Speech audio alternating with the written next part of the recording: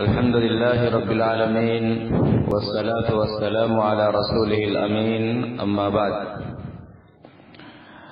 أعوذ بالله من الشيطان الرجيم كنتم خير أمة أخرجت للناس تأمرون بالمعروف وتنهون عن المنكر وتؤمنون بالله. اسلام اللہ تبارک و تعالی کی جانب سے ہدایت کا آخری مذہب ہے اور آخری طریقہ ہے. اللہ کے رسول صلی اللہ علیہ وسلم کی رسالت آ جانے کے بعد قیامت تک صرف دین اسلام ہی رہے گا. اس کے علاوہ جو بھی اسلام، جو بھی مذہب، جو بھی طریقے ہوں گے اس کے اندر اسلام نہیں ہوگا، اور جس کے اندر اسلام نہیں ہوگا اس کے اندر ہدایت نہیں ہوگی.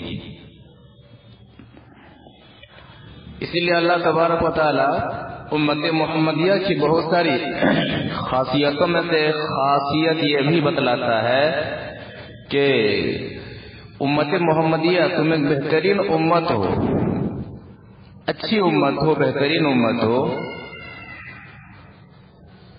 سورہ ال عمران آیت نمبر 10 میں اسی بات کی طرف اشارہ فرماتا ہے کنتم خیر امہ، تم بہترین امت ہو. اخرجت للناس، جو لوگوں کے فائدے کے لیے نکالی گئی ہو. یعنی امت محمدیہ کا یہ خاصہ ہے کہ وہ اپنے کو جہنم سے بچانے کے ساتھ ساتھ دوسروں کو جہنم سے بچانے کی فکر کرے، بہت زیادہ فکر کرے. یہ امت محمدیہ کا خاصہ ہے، یہ امت محمدیہ کی صفت ہے کہ جب اللہ تبارک و تعالیٰ نے ہمیں ہدایت کا راستہ دیا، ہدایت کی روشنی ہمیں عطا فرمائی، ہدایت کا نور ہمیں عطا کیا، تو اب ہم چاہیے کہ اس روشنی کو ان کے دلوں تک بھی پہنچانے کی، ان کے دلوں کو بھی جلانے کی کوشش کریں. ہدایت کی روشنی کے ذریعے سے جن کے دل بجھے ہیں، جن کا دل ہدایت کی روشنی سے خالی ہے، جو لوگ ہدایت کے نور سے دور ہیں. کنتم خیر امت اخرجت للناس، تم بہترین امت ہو. کیوں؟ اخرجت للناس، لوگوں کے لیے نکالی گئی ہو. تأمرون بالمعروف، دوسری صفت تم بہترین امت ہو. اس لیے بہترین امت ہو کہ معروف کا، اچھے کاموں کا حکم دیتے ہو. معروف سے مطلب ہر وہ عمل، ہر وہ کام جو شریعت سے ثابت ہو، جو اللہ کے رسول صلی اللہ علیہ وسلم سے ثابت ہو، اور ثابت شدہ چیزوں پر خود بھی عمل کرنا اور دوسروں کو بھی عمل کرنے کی دعوت دینا، یہ امت محمدیہ کا خاصہ ہے. اور اللہ تبارک و تعالیٰ نے بہترین امت کی جو صفت بیان کی ہے وہ یہی ہے کہ تم بہترین امت ہو، لوگوں کے لیے نکالی گئی ہو، بھلائی کا حکم دیتی ہو. وَتَنْهَوْنَ عَنِ الْمُنْكَرِ، تیسری صفت منکر سے روکتی ہو. وعلیکم السلام. تم بہترین امت ہو، بے منکر سے روکتی. منکر ہر وہ عمل، ہر وہ کام جسے شریعت اسلامیہ نے منع کیا ہے، جو عمل نبی صلی اللہ علیہ وسلم سے ثابت نہ ہو، قرآن سے ثابت نہ ہو، وہ تمام اعمال منکر ہوں. چاہے ان منکر کو، ان برے کاموں کو برا سمجھ کر کے کیا جائے یا پھر ان برے کاموں کو بھلا سمجھ کر کے کیا جائے، جو بھی عمل نبی صلی اللہ علیہ وسلم سے ثابت نہ ہو، ساری چیزیں منکرات میں سے آتی ہیں. وَتُؤْمِنُونَ بِاللَّهِ، چوتھی صفت تم اللہ پر ایمان لاتی ہو. تو امت محمدیہ کو اللہ تبارک و تعالیٰ نے خیر امت سے ملقب کیا ہے. اس کی صفات ہیں کہ دوسروں کا درد اپنے اندر رکھنا، بھلائی کا حکم دینا، برائی سے روکنا اور اللہ پر ایمان لانا.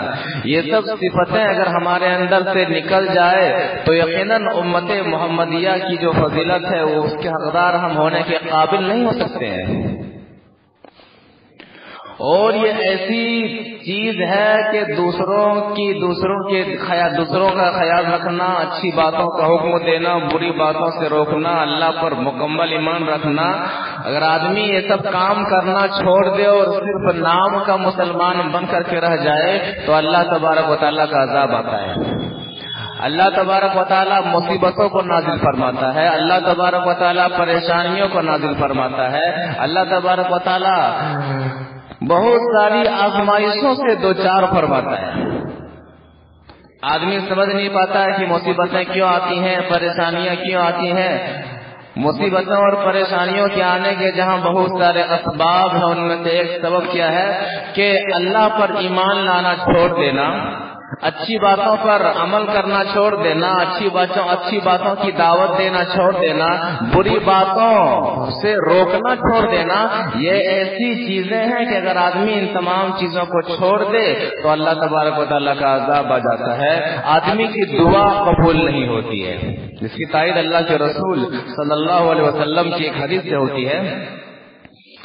وعن حذیفہ بن الیمان رضی اللہ تعالیٰ عنہ قال رسول الله صلى الله عليه وسلم والذي نفسي بيده لتأمرن بالمعروف ولتنهون عن المنكر أو ليوشكن الله أن يبعث عليكم عذابا منه ثم تدعونه فلا يستجيب لكم.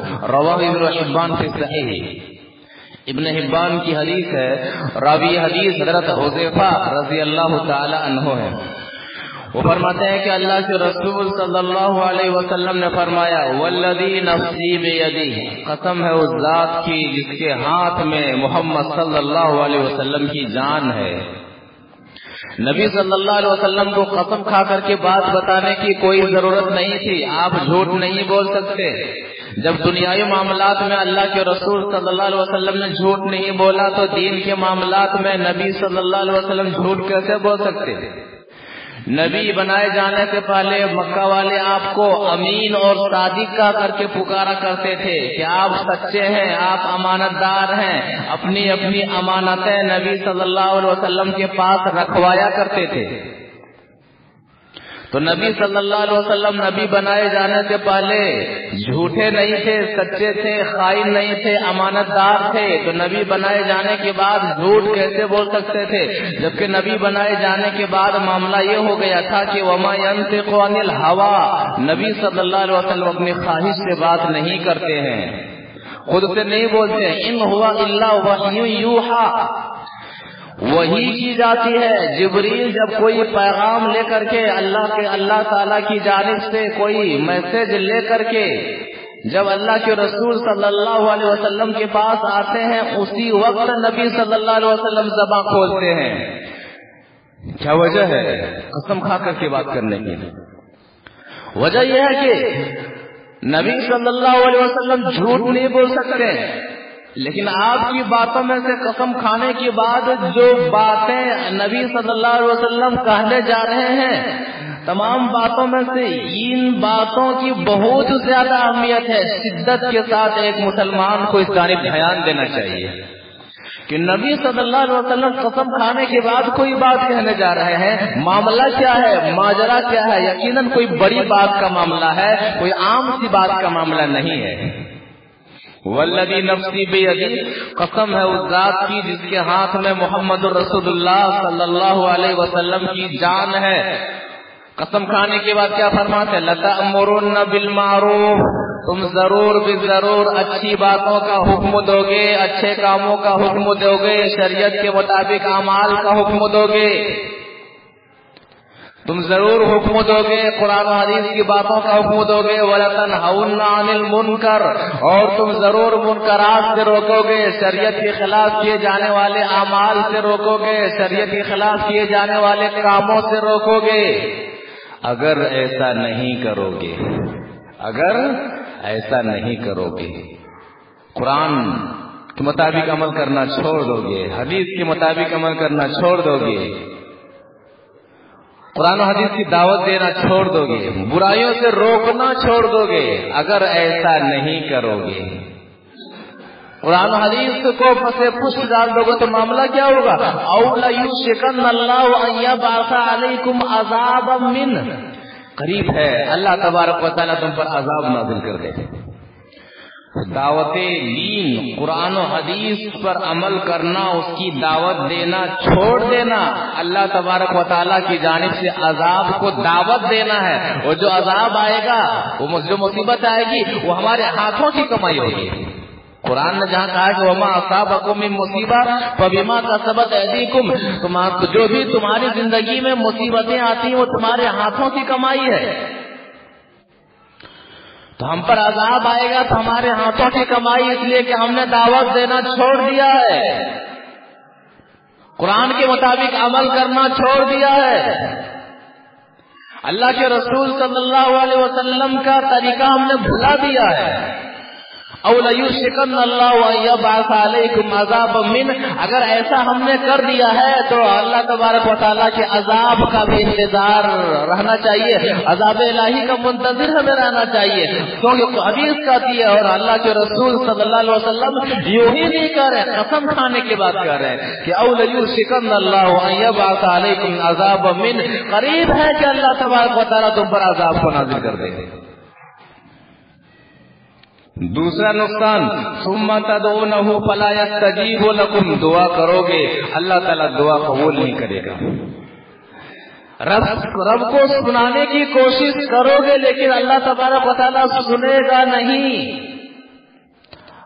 ایک مسلمان اگر مسلمان کہلانے کے باوجود آرگا ذلت و رسوائی کے دلدل میں پھنسا ہوا ہے، اس کی وجہ یہ ہے کہ قرآن اور حدیث کی دعوت کو چھوڑ دیا گیا ہے۔ ہماری دعائیں رب سنتا نہیں ہے، مصیبتوں پر مصیبتیں، پریشانیوں پر پریشانیاں، اس کے باوجود بھی اس کا کوئی مداوا نہیں، زخمی دلوں کو بھرنے کے لیے کوئی اور معاملہ نہیں، درد دلوں کا کوئی دروا نہیں۔ تو وجہ یہ ہے کہ جہاں بہت سارے اسباب ہیں ان میں سے ایک اہم سبب کہ لوگوں نے قرآن اور حدیث کے مطابق عمل کرنا چھوڑ دیا ہے، قرآن اور حدیث کی دعوت دینا چھوڑ دیا ہے۔ آج امت منتشر ہے اور امت کا انتشار بہت بڑا عذاب ہے۔ امت کا انتشار ایک بہت بڑا عذاب ہے۔ تو عذاب الہی کو دعوت دینے کے اور عذاب الہی کا شکار ہونے کے جہاں بہت ساری صورتیں ہیں، ان میں سے ایک اہم صورت آج ہم دیکھ سکتے ہیں کہ امت منتشر ہو چکی ہے، امت کے اندر بکھراؤ آ چکا ہے، امت محمدیہ ایک نہیں ہے، ایک پلیٹ فارم پر نہیں ہے۔ وجہ یہ کیا ہے کہ ہم نے قرآن پر عمل کرنا چھوڑ دیا ہے، اللہ کے رسول صلی اللہ علیہ وسلم کا طریقہ ہم نے چھوڑ دیا ہے اور دوسروں کا طریقہ ہم نے اپنا لیا، دوسروں کا راستہ ہم نے اپنا لیا۔ تو اس کا معاملہ کیا ہوا؟ اللہ تبارک و تعالیٰ کا عذاب، ہم بکھر کر کے رہ گئے، تسبیح کے دانوں کی طرح ہم الگ الگ ہو کر کے رہ گئے، اور بکھر جانے کی وجہ سے ہماری عزت بھی، ہمارا وقار بھی بکھر کر کے رہ گیا۔ تو آج ضرورت ہے قرآن کی طرف آنے کی، اللہ کے رسول صلی اللہ علیہ وسلم کے فرمان کی طرف آنے کی۔ تو تأمرون بالمعروف وتنہون عن المنکر، معروف کا حکم دیتے ہو اور منکرات سے روکتے ہو۔ ہمارے معاشرے و سماج کے اندر معروف جب تک ہمارے زندگی میں اچھا عمل جب تک ہمارے زندگی میں ہے، ان باتوں کو سننے میں اچھا لگتا ہے، لیکن جب جو برائیاں ہمارے اندر ہے، جو خامیاں ہمارے اندر ہے، ان باتوں کے خلاف، ان خامیوں کے خلاف قرآن و حدیث کی باتیں ہمیں سننے میں اچھی نہیں لگتی ہے، یہ قرآن و حدیث ہمیں اچھا نہیں لگتا ہے۔ جو کہ کیا ہے؟ تأمرون بالمعروف وتنہون عن المنکر، معروف کا حکم دینا اور منکرات سے روکنا، یہ امت محمدیہ کا خاصہ ہے۔ تو جہاں بھی برائی کو دیکھیں، برائی کا خاتمہ کرنے کے لیے اپنی استطاعت کے مطابق آگے بڑھے، اور اللہ کے رسول صلی اللہ علیہ وسلم کا بھی یہی طریقہ ہے، آپ نے چھوڑا نہیں برائی کو دیکھ کر کے، اور یہ طریقہ ہم میں سے ہر شخص کو اپنانا چاہیے۔ اللہ کے رسول صلی اللہ علیہ وسلم نے برائیوں کا خاتمہ کیسے کیا اور کس انداز سے کیا؟ اس کی تائید ایک حدیث سے ہوتی ہے. حدیث وعن ابی امامۃ الباہلی رضی اللہ تعالی عنہ قال ان رجلا فتن شابا اتى النبي صلی اللہ علیہ وسلم ان فتن شابا اتى النبي صلی اللہ علیہ وسلم فقال یا رسول اللہ اذن لي بالزنا فاقبل القوم فزجروا عليه وقالوا ما قال ادن منه فدنا قريبا منه فجلس فقال رسول الله صلى الله عليه وسلم اتحبه لامك قال لا والله يا رسول الله جعلني الله فداك والناس يحبونه لامهاتهم قال تحبه لبنتك قال لا والله جعلني الله فداك يا رسول الله والناس يحبونه لبناتهم قال فتحبه لاختك قال لا والله يا رسول الله جعلني الله فداك والناس يحبونه لاخواتهم قال تحبه لعمتك قال لا والله جعلني الله فداك والناس يحبونه لعماتهم قال تحبه لخالتك قال لا والله جعلني الله فداك والناس يحبونه لخالاتهم فوضع يده عليه وقال اللهم اغفر ذنبه وطهر قلبه وحسن فرجه فلم يكن بعد ذلك الفتى يلتفت الى شيء رواه احمد في مسنده. مسند احمد کی حدیث ہے. راوی حدیث ہے جو امامہ الباہلی رضی اللہ تعالیٰ عنہ ہے. وہ فرماتے ہیں کہ ہم لوگ نبی صلی اللہ علیہ وسلم کے پاس بیٹھے ہوئے تھے. ایک جوان صحابی آتے ہیں نبی صلی اللہ علیہ وسلم کے پاس. کیا کہتے ہیں؟ اے نبی صلی اللہ علیہ وسلم اذن لی بالزنا، میں زنا کرنا چاہتا ہوں، مجھے اجازت دیجیے. میں برائی کرنا چاہتا ہوں، مجھے اجازت دیجیے. صحابہ کرام موجود تھے. جب صحابہ کرام نے یہ بات سنی اس کو ڈانٹنے لگے، ہٹو یہاں سے. ہوتا ہے نا مجلس میں جب کوئی اچنبے والی بات ہو جائے تو سارے لوگ چونک جاتے ہیں، منہ کھلا کا کھلا رہ جاتا ہے، سب الٹی سیدھی. اس کو ڈانٹنے کے لیے ہر کوئی اپنی کوشش کرتا ہے. نبی صلی اللہ علیہ وسلم کا اس کو میرے قریب کیجیے. ادنو اس کو مجھ سے قریب کیجیے. وہ شخص قریب آیا. اللہ کے رسول صلی اللہ علیہ وسلم نے سکھلایا کہ زنا کرنا چاہتے ہو؟ کہتے ہاں. کیا درس دیا نبی صلی اللہ علیہ وسلم نے. اگر یہ حدیث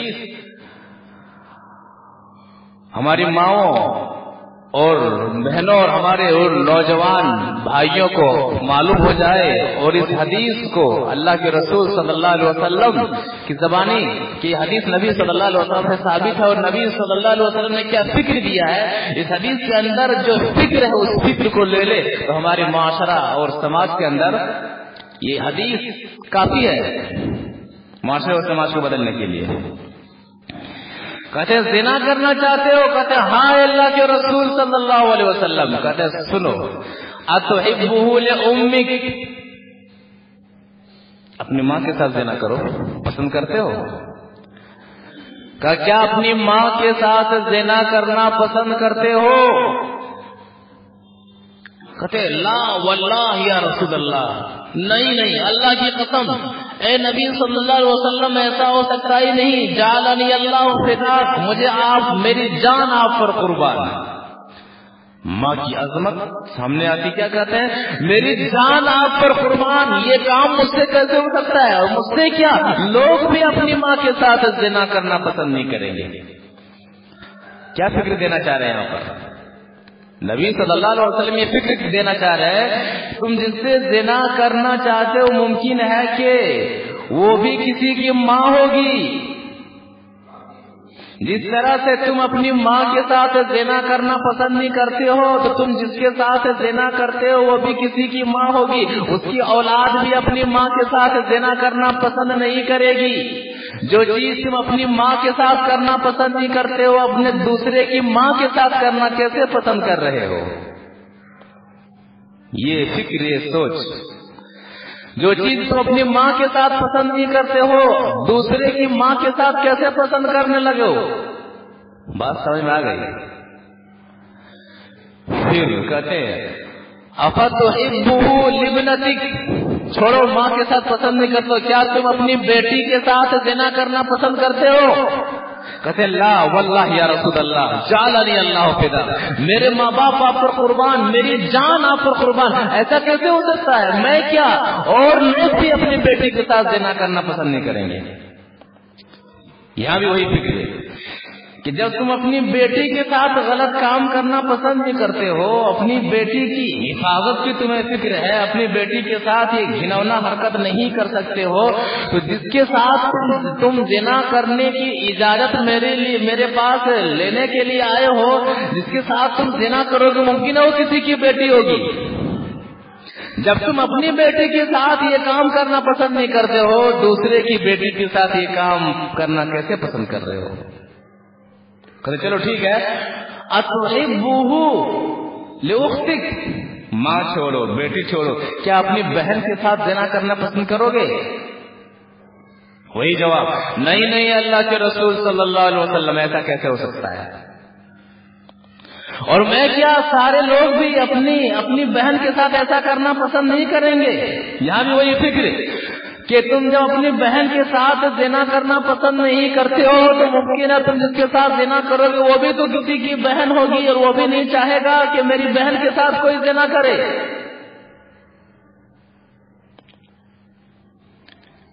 کہتے ہیں چھوڑیے، اتحبہ لعمتک، اپنی پھوپھی کے ساتھ زنا کرنا پسند کرتے ہو؟ زنا کے بارے میں اجازت لینے آئے ہو، اپنے پھوپھی کے ساتھ زنا کرنا پسند کرو گے؟ کہتے ہیں لا واللہ جعلنی اللہ فداک والناس یحبونہ لعماتہم، اے اللہ کے رسول صلی اللہ علیہ وسلم، میری جان آپ پر قربان، ایسا ہو سکتا ہی نہیں، ایسا ممکن ہی نہیں، اور میں کیا لوگ بھی اپنے پھوپھیوں کے ساتھ زنا کرنا پسند نہیں کریں گے۔ یہاں بھی وہی فکر ہے، جب تم اپنی پھوپھی کے ساتھ زنا کرنا پسند نہیں کرو گے، جس کے ساتھ زنا کرو گے وہ بھی تو کسی کی پھوپھی ہوگی، وہ بھی تو اپنی پھوپھی کے ساتھ زنا کرنا پسند نہیں کرے گا۔ کہتے چھوڑو، اور آگے، اتحبہ لخالتک، اپنی خالہ کے ساتھ، اپنی ماں کی بہن کے ساتھ زنا کرنا پسند کرو گے؟ کہتے لا واللہ جعلنی اللہ فداک، میری جان آپ پر قربان، ایسا ہو سکتا ہی نہیں، اور میں کیا لوگ بھی اپنی ماں کے ساتھ زنا کر، اپنی خالہ کے ساتھ زنا کرنا پسند نہیں کریں گے۔ نبی صلی اللہ علیہ وسلم یہ فکر دے رہے ہیں کہ تم جس کے ساتھ زنا کرو گے یا تو وہ کسی کی ماں ہوگی، یا تو وہ کسی کی بہن ہوگی، یا تو وہ کسی کی بیٹی ہوگی، یا تو وہ کسی کی پھوپھی ہوگی، یا تو وہ کسی کی خالہ ہوگی۔ انہی رشتوں میں سے کوئی نہ کوئی رشتہ ضرور ہوگا، اور جب تم ان رشتوں کا خون کرنا پسند نہیں کرتے ہو، ان رشتوں کی عزت کو لوٹنا پسند نہیں کرتے ہو، تو دوسروں کی عزت کو لوٹنا، دوسرے کے بیٹوں اور دوسرے بھائیوں، فلاں کے بہنوں کے اور دوسری عورتوں کی عصمت کو تار کرنا کیسے پسند کرو گے؟ یہ بات سمجھ میں آ جاتی ہے۔ نبی صلی اللہ علیہ وسلم اس کے سینے پر اپنا ہاتھ رکھ دیتے ہیں، کیا دعا کرتے ہیں؟ اللہم اغفر ذنبہ، اے اللہ اسے معاف فرما، اے اللہ ان کی خطاؤں کو معاف فرما، وحسن فرجہ، اس کی عزت کی حفاظت فرما، اس کی شرمگاہ کی حفاظت فرما۔ اللہم اغفر ذنبہ وطہر قلبہ، اس کے دل کو پاک صاف کر دے۔ دل کے اندر اگر میل ہو تو برائیاں جنم دینے لگتی ہیں، دل کو پاک صاف کر دے، گناہوں کو معاف کر دے، شرمگاہ کی حفاظت فرما۔ اللہ کے رسول صلی اللہ علیہ وسلم کے سمجھانے کا نتیجہ یہ ہوا، نبی صلی اللہ علیہ وسلم کی دعاؤں کا نتیجہ یہ ہوا کہ فَلَمْ يَكُمْ بَعْدَ ذَلِكَ الْفَتَى يَلْتَفِتُ إِلَى شَيْءٍ، اس کے بعد سے کبھی بھی اس نوجوان کو جانب متوجہ ہوئے دیکھا ہی نہیں گیا۔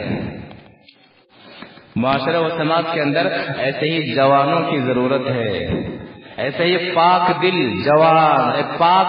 جوانوں کی ضرورت ہے، نوجوان دل کی ضرورت ہے، تب بھی معاشرہ بدلے گا، تب بھی سماج بدلے گا، تب بھی اللہ اور اللہ کے رسول صلی اللہ علیہ وسلم کے احکامات نظر آئیں گے، اور تبھی تأمرون بالمعروف وتنہون عن المنکر، تم معروف کا حکم دیتے ہو اور منکر سے روکتے ہو کا حقیقی تصویر ہم ہو سکتے ہیں، اور اس کے ہم حقدار ہو سکتے ہیں کہ واقعی امت محمدیہ میں ہماری پیدائش ہوئی، ہم بہترین امت کہلائے جانے والے ہیں، اور واقعی بہترین امت کی جو صفات القرآن ہم بتلاتا ہے اس کے ہم حامل ہیں، اس کے مطابق ہماری زندگی گزر رہی ہے۔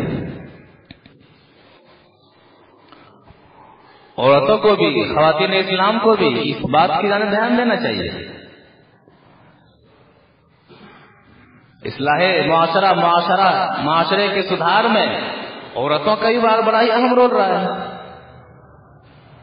جس کی تائید نبی صلی اللہ علیہ وسلم کی حدیث سے ہوتی ہے۔ فضیلت کتنی ہے عورتوں کے تعلق سے اس حدیث کے اندر حدیث وعن انس بن مالک رضی اللہ تعالی عنہ قال قال رسول اللہ صلی اللہ علیہ وسلم المرأة اذا صلت خمسها وصامت شهرها واحسنت فرجها واطاعت بعلها فلتدخل من اي ابواب الجنة شاءت، رواه ابن حبان في صحیح۔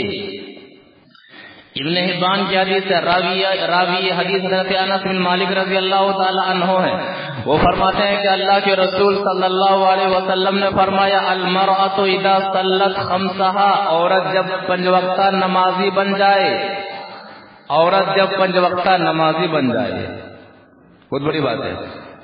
لہذا عورت پاک صاف ہے، شریعت نے جو ناپاکی اس کے اندر رکھی ہے اس سے ان دنوں میں وہ نہیں ہے، تو اس پر ضروری ہے کہ وہ نمازی بنے، 5 وقتہ نمازی بنے، نماز پڑھیں، بہانہ بازی نہ کریں۔ عموماً ہماری مائیں اور بہنیں چھوٹے بچوں کا بہانہ لگا کر کے نماز چھوڑ دیتی، جبکہ کوئی بہانہ نہیں ہے۔ دودھ پیتا بچہ ہے، ایسا بچہ ہے جو کہ جس کا اصلی کھانا ابھی دودھ ہی ہے، اس کی اصلی غذا بھی دودھ ہی ہے۔ عام کھانا جو ہم لوگ کھاتے ہیں اناج وغیرہ ان کا کھانا نہیں ہے۔ بچہ ہے گود میں پیشاب کر دے تو اسے دھونے کی بھی ضرورت نہیں ہے، اسلام اتنا آسان دین ہے۔ پانی چھڑک دے اس کا کپڑا پاک ہے، کپڑے کو بدلنے کی بھی ضرورت نہیں ہے، کپڑا دھونے کی بھی ضرورت نہیں ہے۔ دودھ پیتا بچہ اگر پیشاب کر دے تو پانی کا چھڑکاؤ کر دے، اس کا کپڑا پاک ہے، نماز پڑھے، بہانہ نہ بنائے۔ دودھ پیتی بچی ہے جس کی ابھی غذا دودھ ہی ہے، وہ پیشاب کر دے، جہاں تک پیشاب لگا وہاں تک دھو دے، مکمل کپڑا بدلنے کی ضرورت نہیں ہے، پیشاب جہاں تک لگا وہیں تک دھو دے، معاملہ صاف ہے اور نماز پڑھے۔ تو المرأة اذا صلت خمسها، عورت جب 5 وقتہ نمازی بن جائے، عورت جب 5 وقتہ نمازی بن جائے، وصامت شہرها، رمضان کا روزہ رکھنے لگے، واحسنت فرجها، اپنی شرمگاہ کی حفاظت کرے، اپنے ناموس کی حفاظت کرے، اپنی عزت کی حفاظت کرنے لگے، واطاعت بعلها، اپنے شوہروں کی اطاعت کرنے لگے۔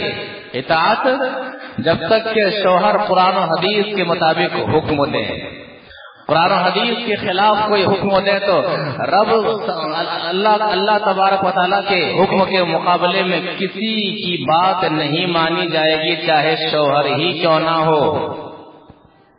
بیوی نماز پڑھ رہی ہے، شوہر کہتا ہے نماز مت پڑھو، وہاں پر بیوی شوہر کی بات نہیں مانے گی۔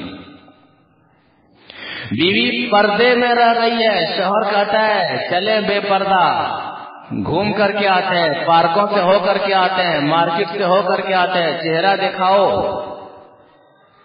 یہاں پر بیوی شوہر کی بات نہیں مانے گی۔ تو شریعت کے خلاف اگر شوہر حکم دے تو بیوی کو وہ نہیں ماننا ہے، لیکن واطاعت بعلها، اپنے شوہر کی اطاعت کرے، یعنی شرعی حکم کے معاملے میں کوئی معاملہ ہو تو وہاں پر اپنے شوہر کی مخالفت نہ کرے۔ 4 صفتیں، 5 وقتہ نمازی ہو جائے۔ لہذا یہ حدیث بہت زیادہ فضیلت کے حامل ہے ہماری ماؤں اور بہنوں کے لیے، بہت بڑی فضیلت۔ اگر جان جائے حقیقی معنوں میں کسی بھی ماں اور بہن کا شوق جاگ جائے کہ موت کے بعد کی زندگی کو ہمیں سنوارنا ہے، جنت میں جانا ہے، یہ شوق اگر چڑھ جائے، اتر جائے دل میں، دماغ میں اتر جائے، تو کوئی اسے قرآن و حدیث کے مطابق ان 4 باتوں پر عمل کرنے سے کوئی چیز اسے رکاوٹ نہیں بن سکتی ہے، کوئی روک ہی نہیں سکتا ہے۔ کتنی بڑی فضیلت ہے۔ 5 وقتہ نمازی بن جائے، رمضان کا روزہ رکھنے لگے، شرمگاہ کی حفاظت کرے، شوہر کی اطاعت کرے جائز کاموں میں، حدیث کا کہتی ہے فَلْتَدْخُلْ مِنْ أَيِّ أَبْوَابِ الْجَنَّةِ شَاءَتْ، جنت کے جس دروازے سے بھی چاہے وہ داخل ہو جائے۔ اللہ اکبر، اس سے بڑھ کر فضیلت کیا ہو سکتی ہے؟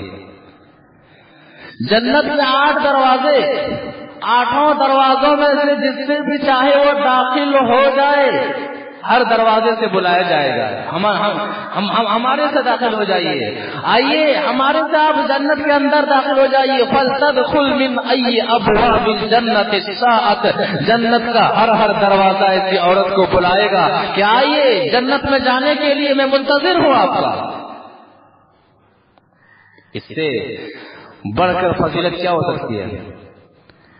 ہمارا معاشرہ اور سماج اگر خراب ہے، بگڑا ہوا ہے، تو اس حدیث پر عمل نہ کرنے کی وجہ سے نماز 5 وقتہ نمازی نہیں ہے، دیکھیں گے گلیوں میں دروازے کے پاس بیٹھی ہوئی نظر آتی ہیں، اذان کا وقت ہو گیا ہے، چغلی کرتی ہوئی نظر آتی ہیں، غیبت کرتی ہوئی نظر آتی ہیں، بہتان لگاتی ہوئی نظر آتی ہیں، بے پردہ گھر کے باہر بیٹھی ہوئی نظر آتی ہیں، زور زور سے قہقہا لگاتی ہوئی نظر آتی ہیں۔ کہاں سے یہ فضیلت حاصل ہوگی؟ یہ معاشرہ اور سماج کہاں سے بدلے گا؟ جب مائیں ایسی ہوں گی تو ظاہر بات ہے بیٹیاں ماں کے پاس رہتی ہے، بیٹیوں کے اندر تربیت کا کتنا برا اثر ہوگا۔ جب یہ بیٹیاں باہر جائیں گی، سسرالی ہوں گی، تو ظاہر بات ہے ماں سے جو تربیت لی ہے، بے پردگی کی تربیت، گھر سے باہر جانے کی تربیت، گھر سے باہر بیٹھ کر کے دوسرے گھر کی عورتوں کے ساتھ بیٹھ کر کے الٹی سیدھی بتیانے کی تربیت، ظاہر بات جب سسرال جائے گی تو سسرال والوں کے لیے جنت ان کا گھر جو ہوگا جنت نما ثابت نہیں ہوگا، جہنم نما ہی ثابت ہوگا۔ جھگڑے ہوں گے، فساد ہوں گے، بدتمیزیاں ہوں گی، سر پھیلے گا، اخلاقی قدروں کی پامالی ہوگی۔ المرأة اذا صلت خمسها، ہماری مائیں اور بہنیں نماز پڑھیں، پردے میں رہیں، قرآن کی تلاوت کریں، گھر کی چوکٹ پر بیٹھ کر کے ادھر ادھر کی باتیں نہ کریں، ایک دوسرے کی غیبت و چغلی نہ کریں۔ رب نے، اللہ تبارک و تعالیٰ نے اسلام نے جو مقام دیا اس مقام کو حاصل کرنے کی کوشش کریں۔ المرأة اذا صلت خمسها، کب ہوگا یہ معاملہ؟ بسا اوقات گھر بگڑ جاتا ہے دوسرے گھر کی عورت کی وجہ سے۔ ہماری بہو ایسی ہے گھر میں کام نہیں کرتی ہے۔ اب تو گھر کی عورتیں چوکٹ پر بیٹھ جاتے ہیں، ہماری بہو تو بہت اچھی ہے، ہر کام کر لیتی ہے، مجھے کوئی کام کرنے کی ضرورت ہی نہیں پڑتی، خوب ساری۔ اب دوسری ہماری بہو عجیب ہے، ہر کام میں مجھے شامل ہونا چاہتا ہے، مجھے شامل ہونا پڑتا ہے، کھانا بھی مجھے ساتھ مل کر کے پکانا پڑتا ہے، برتن تک بھی کبھی کبھی دھونا پڑتا ہے، لیٹ سے اٹھتی ہے، ایسا کرتی ہے ویسا کرتی ہے۔ اب گھر میں بہو اگر کوئی کم غلطی کر رہے تو اسے اور غصے میں بڑھا چڑھا کر کے پیش کر دیتی ہے۔ اب وہ ساتھ گھر جائے گی تو ظاہر بات ہے بہو کے ساتھ جو معاملہ ہوگا خراب معاملہ ہوگا۔ تو بہو کے اندر اگر ساس کی وجہ سے ظلم ہوتا ہے تو اس کی ایک وجہ یہ ہے کہ دوسری عورتیں کان بھرتی رہتی ہیں، ایسی ہے ویسی ہے۔ المرأة اذا صلت خمسها، نمازی بنیے، اللہ تبارک و تعالیٰ کی اطاعت کیجیے۔ تأمرون بالمعروف وتنہون عن المنکر، تم معروف کا حکم دیتے ہو اور منکر سے روکتے ہو، بہت بڑی بات ہے۔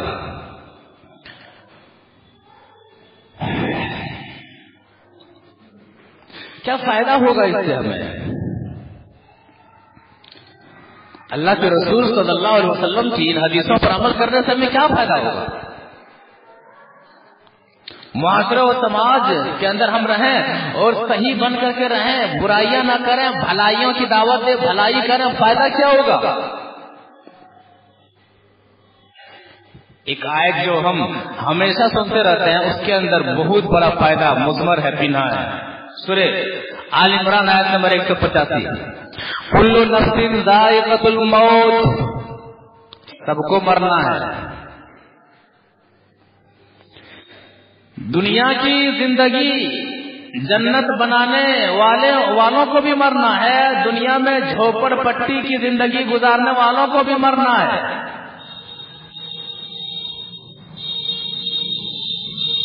عیش و آرام کے ساتھ رہنے والوں کو بھی مرنا ہے، پریشانی اور مشکلات کے ساتھ رہنے والوں کو بھی مرنا ہے۔ کل نفس ذائقۃ الموت، موت ایک ایسا پھل ہے جو چاہتے ہوئے اور نہ چاہتے ہوئے ہر کسی کو کھانا ہے۔ لیکن معاملہ یہاں تک رہ نہیں جاتا ہے، تھم نہیں جاتا ہے۔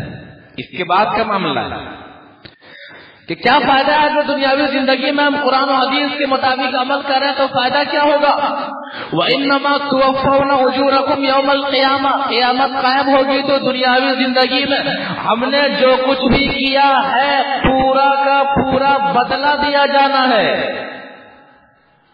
فَمَنْ زُحْزِحَ عَنِ النَّارِ، قیامت کے دن جب اللہ تبارک و تعالیٰ کے سامنے حساب و کتاب کا معاملہ ہوگا، دنیاوی زندگی اگر قرآن کے مطابق گزری ہوگی، نبی صلی اللہ علیہ وسلم کے فرمان کے مطابق گزری ہوگی، بے حیائی میں نہیں گزری ہوگی، بے شرمی میں نہیں گزری ہوگی، بے نمازی میں نہیں گزری ہوگی، دنیاوی زندگی شریعت کے مطابق گزاری ہوگی، نماز پڑھنے میں گزاری ہوگی، اپنی شرمگاہ کی حفاظت کرنے میں گزاری ہوگی، عورت ہیں مائیں اور بہنیں ہیں تو اپنے شوہروں کی اطاعت کرنے میں گزاری ہوگی، رمضان کا روزہ رکھنے میں گزاری ہوگی، باپ پردہ ہو کر کے زندگی گزاری ہوگی،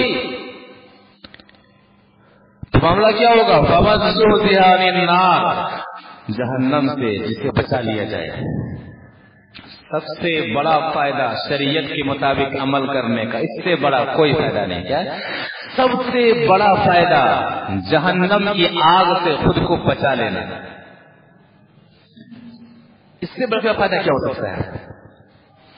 اپنے آپ کو جہنم کی آگ سے، جہنم کے عذاب سے بچا لینا۔ شریعت کے مطابق عمل کرنے کا جو اہم مقصد یہی کہ آدمی اپنے آپ کو جہنم سے بچا لے۔ وَأُدْخِلَ الْجَنَّةَ، اور جنت میں جسے داخل کر دیا جائے، فَقَدْ فَازَ، سب سے بڑی کامیابی، سب سے بڑا فائدہ، اس سے بڑا فائدہ ہو سکتا ہی نہیں۔ یہ ایسا فائدہ ہے جس میں گھاٹا نہیں ہے، یہ ایسا فائدہ ہے جس میں نقصان نہیں ہے، یہ ایسا فائدہ ہے جس کے اندر پریشانی نہیں ہے، مصیبت نہیں ہے۔ دنیا کے اندر آدمی فائدہ کماتا ہے، نقصان کا شکار بھی ہو جاتا ہے، اچانک سارا فائدہ ختم ہو جاتا ہے۔ وہ ایسا فائدہ ہے کہ فقد فاز، کامیاب ہو گیا وہ شخص۔ تو شریعت کے مطابق عمل کرنے کا سب سے بڑا اور اہم فائدہ اپنے آپ کو جہنم کی آگ سے بچا لینا۔ یہ فکر ہمارے ذہنوں میں ہونی چاہیے کہ ہم کیوں عمل کر رہے ہیں۔ ہمیشہ جب بھی شریعت کے مطابق عمل کریں، جب بھی ہمیں گناہ کی دعوت دے معاشرہ اور سماج، ذہن میں یہ بات ہونی چاہیے کہ جہنم بھی ہے، جنت بھی ہے۔ جب بھی نیکی کا کام کر رہے ہیں، عمل کیوں کر رہے ہیں؟ فقد فاز، سب سے بڑی کامیابی حاصل کرنے کے لیے، سب سے بڑا کامیاب انسان بننے کے لیے ہم عمل کر رہے ہیں۔ یہ ذہن اگر ہوگا، اگر دل زندہ ہوگا، تو یقیناً ہمارا عمل خلوص سے لبالب ہوگا، بھرا ہوا ہوگا۔ یقیناً جب بھی برائی ہمیں تنہائی میں بھی دعوت دے گی، رونگٹے کھڑے ہو جائیں گے کہ جہنم جہنم جہنم۔ نبی صلی اللہ علیہ وسلم نے اسی لیے کھول کر کے بدلایا تھا کہ جہنم، خالی جہنم کا کہ نبی صلی اللہ علیہ وسلم نے امت کو ڈرایا نہیں، کھول کر کے بدلا دیا۔ وہاں پر کوئی پرسان حال نہیں ہوگا، کوئی وہاں پر علاج کرنے والا نہیں ہوگا، کوئی وہاں پر غموں کو دور کرنے والا نہیں ہوگا، وہاں پر کوئی آنسو کو پہنچنے والا تک نہیں ہوگا۔ حدیث کیا کہتی ہے؟ اگر ہماری دنیاوی زندگی فقط فاز سے ہٹ کر کے دنیا آخرت کا جو مقصد ہے اس مقصد سے ہٹ کر کے دنیا کا مقصد حاصل کرنا ہے تو آخرت میں ہمارا کوئی پرسان حال نہیں ہوگا، جس کی تائید ایک حدیث سے ہوتی ہے حدیث وعن عبداللہ ابن قیس عن النبی صلی اللہ علیہ وسلم ان اہل النار لیبکون ان اہل النار لیبکون حتی لو اجریت السفن فی دموہم لجرت وانہم لیبکون الدم یعنی مکان الدم رواہ الحاکم فی المستدرک. مستدرک الحاکم کی حدیث ہے، راوی حدیث ہے عبداللہ بن قیس رضی اللہ تعالیٰ عنہ. وہ فرماتے ہیں کہ اللہ کے رسول صلی اللہ علیہ وسلم نے فرمایا کہ جہنمیوں کو جب جہنم میں ڈالا جائے گا وہاں ان کا کوئی پرسان حال نہیں ہوگا، شریعت کے مطابق زندگی جو انہیں گزار کر کے آیا نہیں ہوگا، ان کا ٹھکانہ جہنم ہوگا. معاملہ کیا ہوگا جہنم میں؟ ان اہل النار لیبکون، جہنمی روئیں گے، آنسو بہائیں گے، چیخیں گے، چلائیں گے، کوئی دلاسا دینے والا نہیں ہوگا. آنسو کتنا بہے گا جہنمیوں کا؟ حدیث کہتی ہے لو اجریت السفن فی دموعہم لجرت، جہنمی اتنا روئیں گے کہ آنسوؤں کا سیلاب بہے گا. ان آنسوؤں کے سیلاب کے اوپر ایک نہیں کئی کشتیاں اگر چلائی جائے تو کشتیاں چلنے لگیں گی، اتنا روئیں گے. ایک کشتی نہیں، ان کے آنسوؤں کے اوپر کئی کشتیاں اگر چلائی جائیں تو کئی کشتیاں ایک ساتھ چلنے لگیں گی. لَأُجْرِيَتِ السُّفُنُ فِي دُمُوعِهِمْ لَجَرَتْ، کشتیاں چلنے لگیں گی. وَإِنَّهُمْ لَيَبْكُونَ الدَّمَ یعنی مکان الدم، روتے رہیں گے لیکن پانی کے آنسو کی جگہ پر خون کے آنسو روئیں گے، خون کا نکلنا شروع ہو جائے گا. اس کے باوجود بھی وہاں ان کا کوئی پرسان حال نہیں ہوگا، انہیں کوئی پوچھنے والا نہیں ہوگا، ان کی غمخواری کرنے والا نہیں ہوگا. لہذا فقط فاز، جو جہنم سے بچا لیا گیا، جنت میں داخل کر دیا گیا، وہ کامیاب ہو گیا. یہ مقصد ہونا چاہیے شریعت پر عمل کرنے کا. اور شریعت کی جانب جو دعوت دیتی ہے دنیا کمانے کے لیے دعوت نہیں دی جاتی ہے. لوگوں کا مطمح نظر یہاں پر الٹا ہے، بگڑا ہوا ہے. دنیاوی عزت کی خاطر شریعت کو بیچا جاتا ہے، دنیاوی روٹیوں کے خاطر شریعت کے ساتھ مذاق کیا جاتا ہے، قرآن و حدیث کی صحیح باتیں پیش نہیں کی جاتی ہیں. پکڑے رہو، ہمارے کھوٹے کو پکڑے رہو، اس کھوٹے کو چھوڑنا نہیں، ہم فلاں ہیں. بہت ہی غلط بات ہے شریعت اسلامیہ کے تعلق سے. اللہ کے رسول صلی اللہ علیہ وسلم کا فرمان فقط فاز کے تعلق سے کہ جو جہنم کی آگ سے بچا لیا گیا وہ کامیاب ہے. کب عمل ہوگا شریعت کے مطابق؟ اور یاد رکھیے گا شریعت کے مطابق جب تک ہماری زندگی نہیں گزرے گی جہنم سے بچنا ناممکن ہے، جنت میں جانا ناممکن ہے. تو صرف جہنم کہہ کر کے اللہ کے رسول صلی اللہ علیہ وسلم نے امت کو ڈرایا نہیں، بلکہ جہنم کے اندر کیا کچھ ہونے والا ہے اسے کھول کر کے بتلا دیا. اللہ تعالیٰ کتنا رحیم ہے کہ جبریل کے ذریعے سے نبی صلی اللہ علیہ وسلم کو ساری چیزیں بتلا دی گئی جو غیب کی چیزیں. جہنم ہم نے دیکھا نہیں، جنت ہم نے دیکھا نہیں، لیکن کیا ہونے والا ہے نبی صلی اللہ علیہ وسلم کو اللہ تبارک و تعالیٰ نے جبریل کے ذریعے بتلا دیا. اور نبی صلی اللہ علیہ وسلم نے وہاں کے احوال کو امت کے سامنے بیان کر دیا تاکہ امت بچے، ڈرے، خوف کھائے اور جنت کا شوق لے کر کے زندگی گزارنے کی کوشش کرے. اور ایک وعن عبداللہ بن حارث رضی اللہ تعالیٰ عنہ قال رسول اللہ صلی اللہ علیہ وسلم ان فی النار حیات کامثال اعناق البخت تلطو احداہن لسعۃ فیجد حرھا 70 خریفا وان فی النار اقارب کامثال البغال المکفى تلطو احداہن لسعۃ فیجد حموتها 40 سنہ. رواہ الطبرانی فی المعجم الاوسط. طبرانی شریف کی حدیث ہے، راوی حدیث حضرت عبداللہ بن حارث رضی اللہ تعالیٰ عنہ ہے.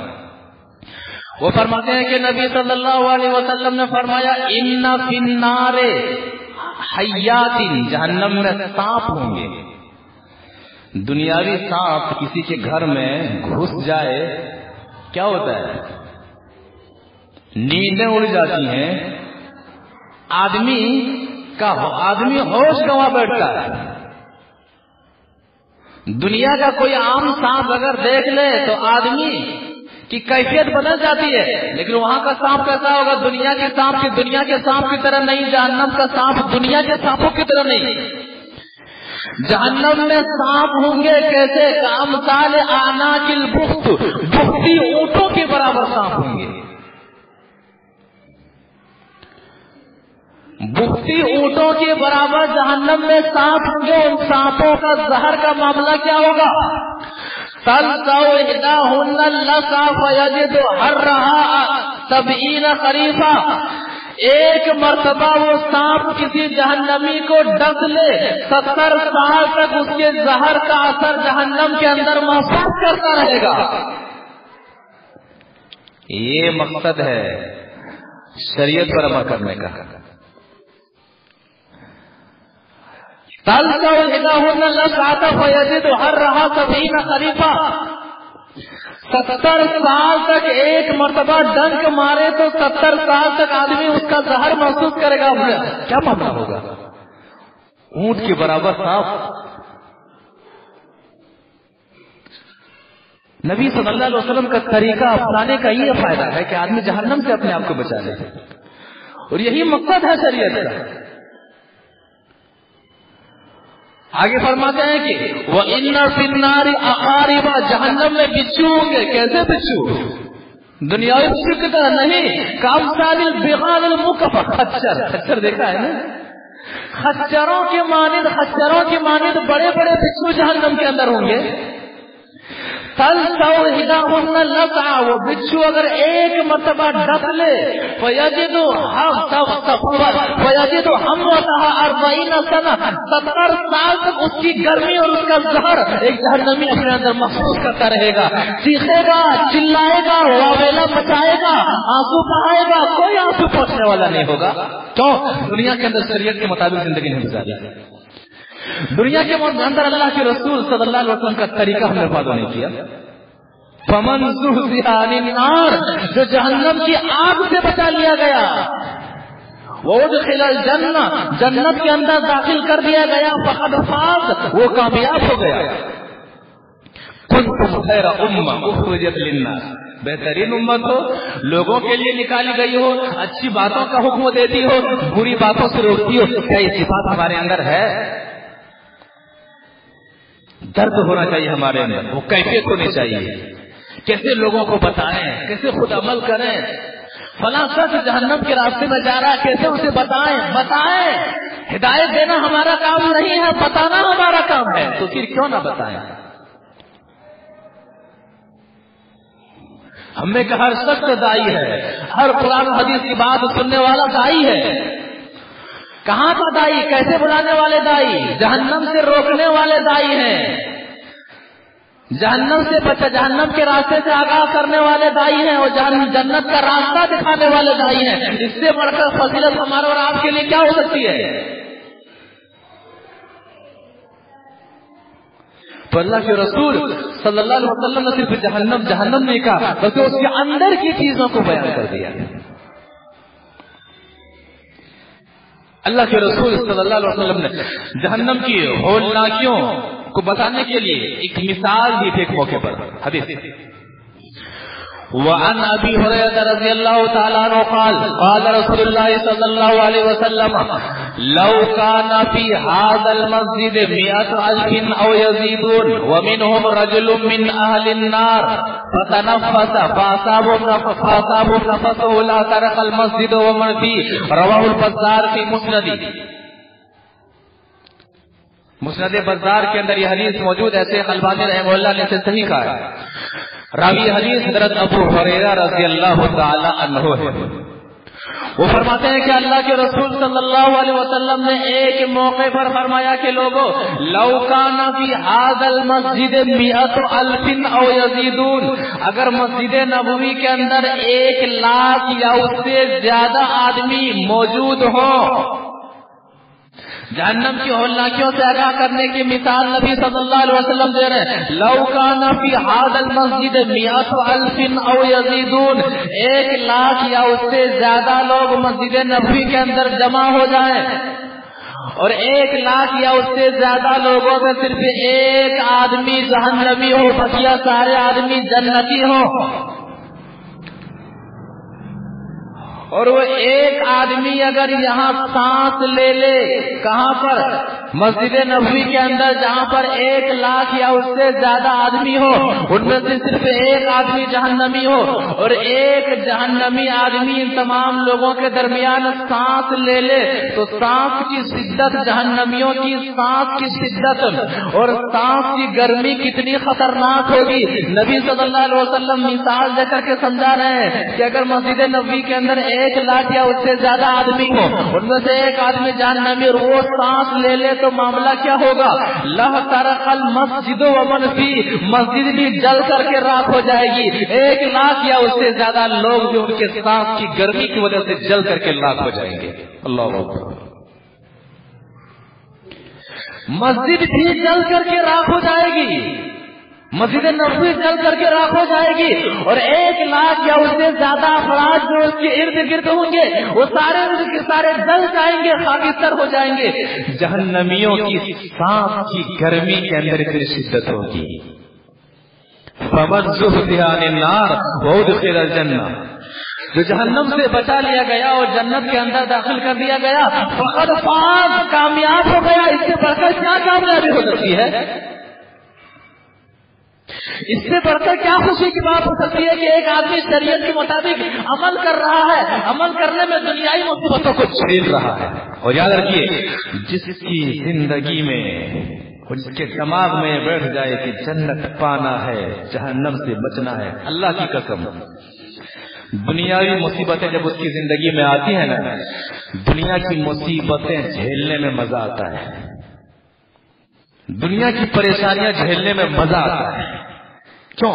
روز کی مصیبتیں ہیں، 2 روز کی پریشانیاں ہیں، ایک طرف سے اس کی زندگی میں لذت محسوس ہوتی ہے، جنت کا شوق مزید بڑھتا ہے دل کے اندر، چند دنوں والی مصیبتیں گزر جائیں گی، وہاں کی مصیبتیں ہمیں لینا نہیں۔ یہی مزہ آیا تھا، یہی شوق تھا۔ حضرت بلال رضی اللہ تعالیٰ عنہ کو مکہ کی گلیوں میں گھسیٹا جا رہا ہے، لیکن کیا کرے؟ احد احد، نہیں چھوڑیں گے، اللہ ایک ہے۔ دنیا وہ جان، اس کے دل میں جنت کا شوق جاگ چکا تھا، دنیا مکہ کی گلیوں میں گھسیٹا جا رہا ہے، مزہ آ رہا ہے۔ ایسے خباب رضی اللہ تعالیٰ عنہ کو ننگا کر کے دنیا کی آگ روشن کر کے، دنیا کی آگ جلا کر کے ننگی پیٹھ آگ کے اوپر رکھ دی جاتی تھی، ننگے سلا دیا جاتا تھا، پیٹھ سے چربی پگھل کر کے وہ چربی آگ کو بجھا دیتی تھی، لیکن دین سے پھرے نہیں، کیوں؟ مزہ آتا تھا۔ کیوں؟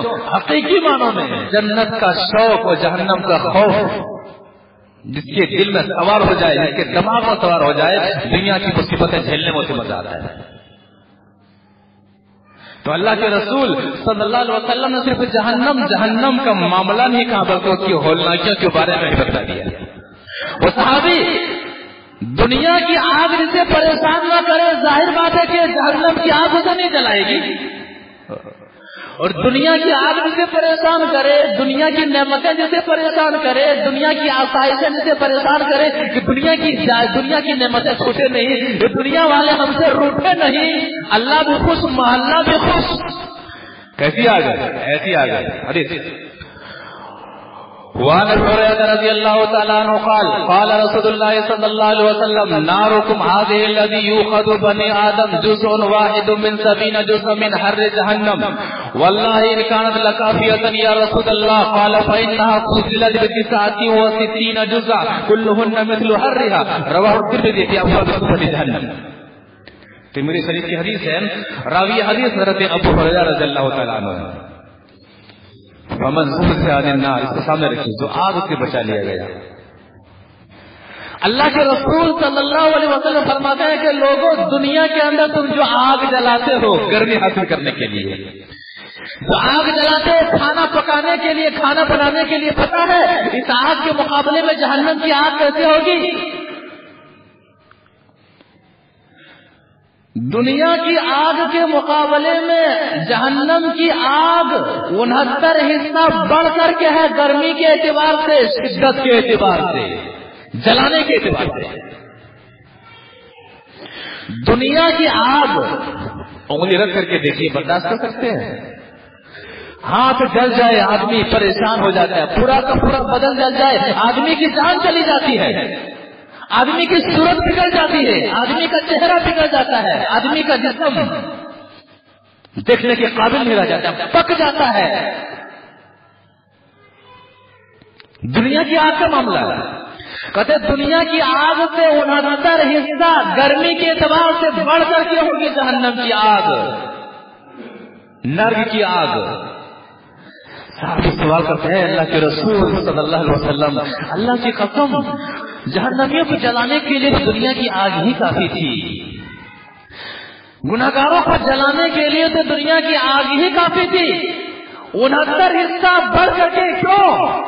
کہتے ہیں فصلت فإنها فصلت ب69 و60 جزءا، میرے صحابی لیکن معاملہ ایسا نہیں ہے، دنیا کی آگ سے 69 حصہ گرمی کے اعتبار سے جہنم کی آگ بڑھ کر کے ہے، کلہن مثل حرھا، سنو دنیا کی آگ کے مقابلے میں 69 حصہ جو بڑھ کر کے ہے، 69 حصوں میں سے اگر ان کو ایک ایک حصہ کیا جائے تو جہنم کی آگ کا ایک حصہ دنیا کی آگ کے حصے، دنیا کی آگ میں جتنی شدت ہے جہنم کی آگ کے ایک حصے میں اتنی شدت ہوگی۔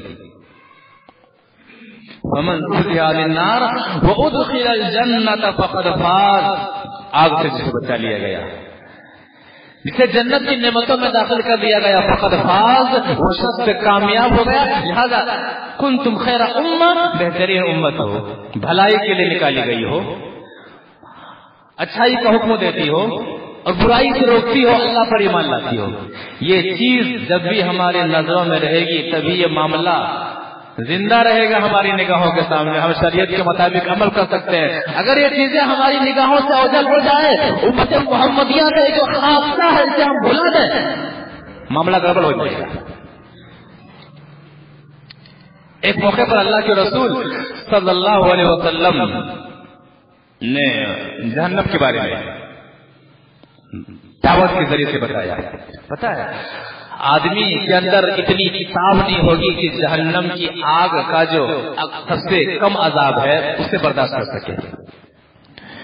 جہنم کا ہلکا عذاب پانے والا شخص کہے گا جہنم کا سب سے زیادہ عذاب مجھے کو دیا جا رہا ہے، جہنم کا سب سے تھوڑا عذاب پانے والا کہے گا کہ جہنم میں سب سے زیادہ عذاب ہمیں کو دیا جا رہا ہے۔ کیا ہوگا اگر ہم دعوت کا کام نہیں کریں گے، ہم یہ جذبہ لے کے نہیں اٹھیں گے تو کیا ہوگا؟ غور کیجیے، آدمی دنیا کی آگ سامنے ہو، کوئی شخص جا رہا ہے، ہم کیا کرتے ہیں؟ فوراً سے ہاتھ پکڑ کر کے کھینچ لیتے ہیں، یا پھر ایک گڑھا ہے آگ اس کے اندر جل رہی ہے، ہمارے خاندان والے، ہماری ماں ہیں، ہمارے باپ ہیں، ہمارے بھائی ہیں، ہماری بہنیں، کوئی اس گڑھے کے اندر گرنا چاہے، جلنا چاہے تو کیا آپ کا دل گوارا کرے گا؟ آپ کی مکمل کوشش رہے گی کہ اسے آگ سے بچایا جائے، کہیں جل کر کے راکھ نہ ہو جائے، مر نہ جائے۔ تو جہنم کی آگ جو دنیا کی آگ سے 69 حصہ بڑھ کر ہے، اس کے لیے ہمارے دل میں کتنی شدت ہونی چاہیے۔ وعن النعمان بن بشیر رضی اللہ تعالیٰ عنہ قال قال رسول اللہ صلی اللہ علیہ وسلم ان اهون اهل النار عذابا من له نعلان وشراكان من نار يغلي منهما دماغه كغلي المرجل ما يرى ان احدا اشد منه عذابا وانهم لاهونهم عذابا رواه مسلم في كتاب الايمان۔ مسلم شریف کا حدیث ہے، راوی حدیث ہے نعمان بن بشیر رضی اللہ تعالیٰ عنہ، وہ فرماتے ہیں کہ اللہ کے رسول صلی اللہ علیہ وسلم نے فرمایا ان اهون اهل النار عذابا، سب سے ہلکا عذاب جہنم کا، سب سے تھوڑا عذاب جہنم کا، سب سے کم عذاب جہنم کا جس جہنمی کو دیا جائے گا اس کا سسٹم کیا ہوگا، اس کا طریقہ کیا ہوگا؟ آگ کی 2 جوتیاں پہنائی جائے گی تسمے کے ساتھ، فیتے کے ساتھ،